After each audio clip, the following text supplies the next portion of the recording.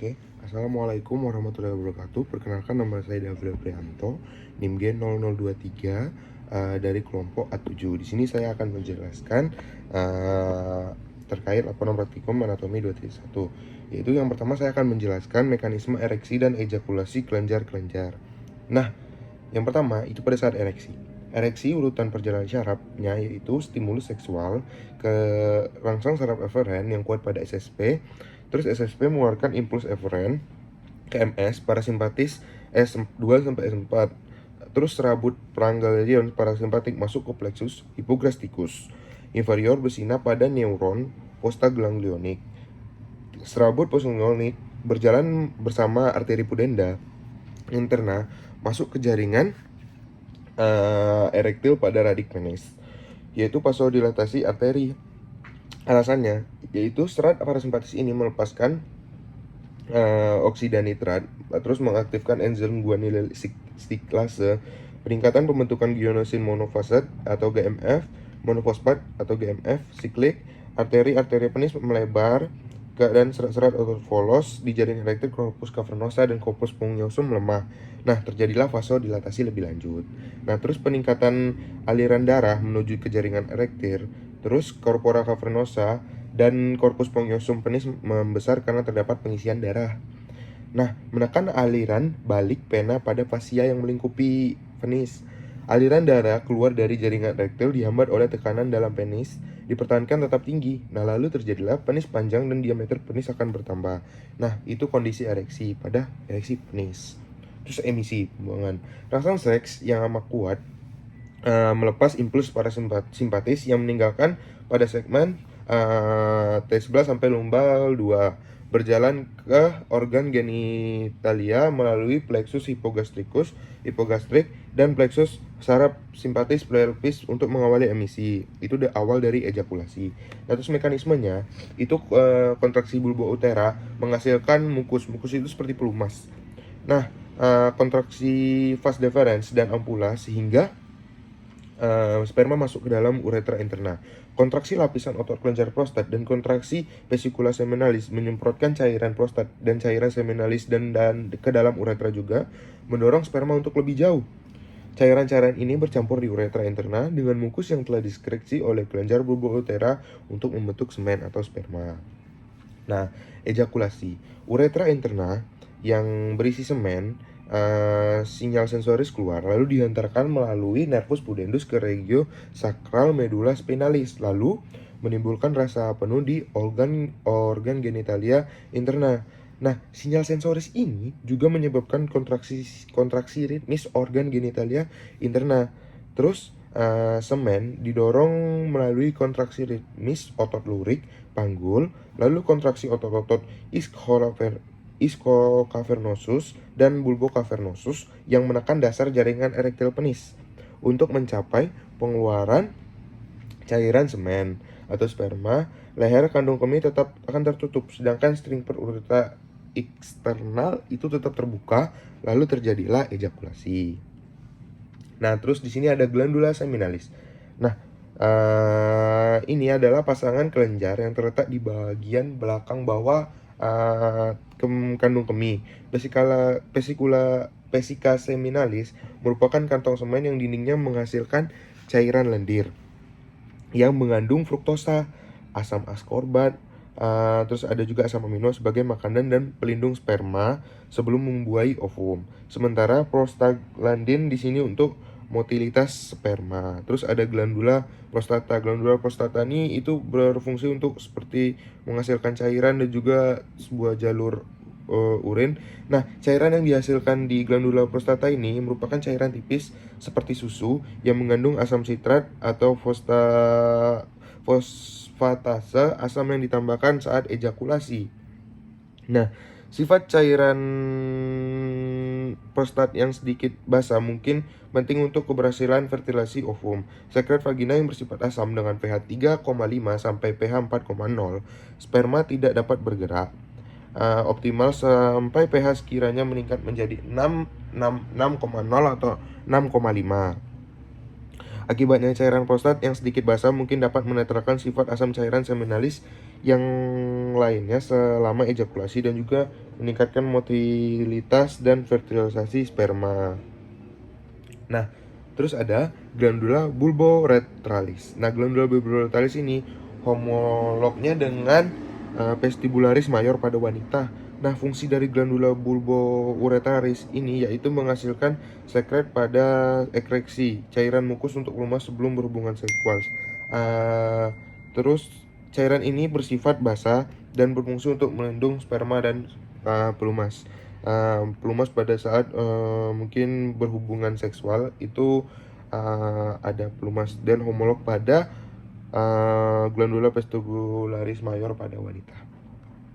Terus lanjut ke mekanisme fertilisasi hingga implantasi embrio pada proses pembuahan. Nah, seperti ini gambarnya. Nah, pada saat SGD pernah dibahas yaitu proses fertilasi. Pertama, proses fertilasi itu dari ovum. Saat ovulasi, ovum keluar bersama corona radiata dan zona pellucida masuk ke tuba uteri lewat fimbria. Nah, sperma akan mengalami proses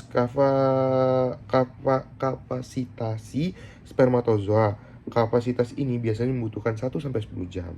Nah, terus ke ovum dan sperma itu berada di ampula tuba uteri, tapi sperma harus menembus zona pellucida yang melapisi ovum. Nah, terus setelah itu, saat sperma mencapai zona pellucida, sperma berikatan dengan protein reseptor di zona pellucida. Sperma akan mengeluarkan enzim hyaluronidase dan protolitik yang membuka jalur sperma menuju ovum. Terus terjadilah fertilisasi. Sperma dan ovum bersatu membentuk suatu genom baru yang mengandung kromosom dan gen dengan jumlah yang sama dan berasal dari ibu dan ayah. Nah, selanjutnya ke transport, zigot, dan nidasi. Jadi, yang pertama, pada transport zigot dan nidasi, itu dibutuhkan 3-5 hari untuk mentransportasi ovum yang dibuahi ke kavum uteri.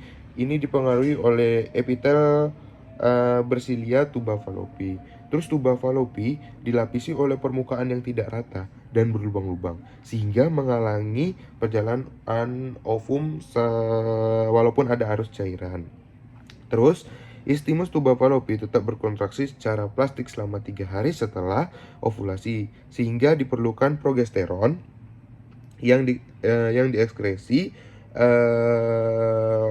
corpus luteum untuk menghasilkan relaksasi tuba.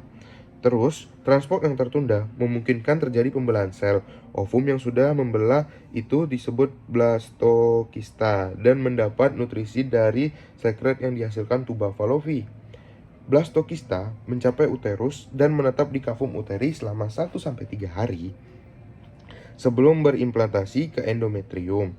Nah, pada saat blastokista mendapat makanan dari susu uterus, implantasi atau nidasi merupakan hasil kerja sel-sel trofoblast yang berkembang di permukaan blastokista. Sel-sel ini menyekresi enzim protolitik untuk mencerna dan mencairkan dinding endometrium.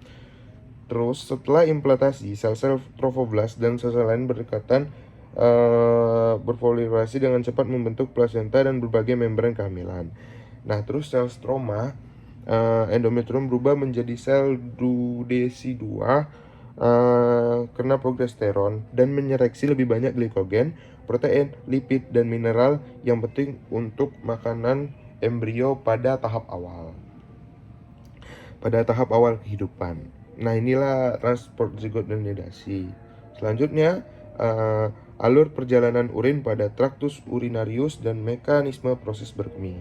Nah, pertama, sistem berkemih. Berkemih atau miksi adalah proses pengosongan kandung kemih setelah terisi urin.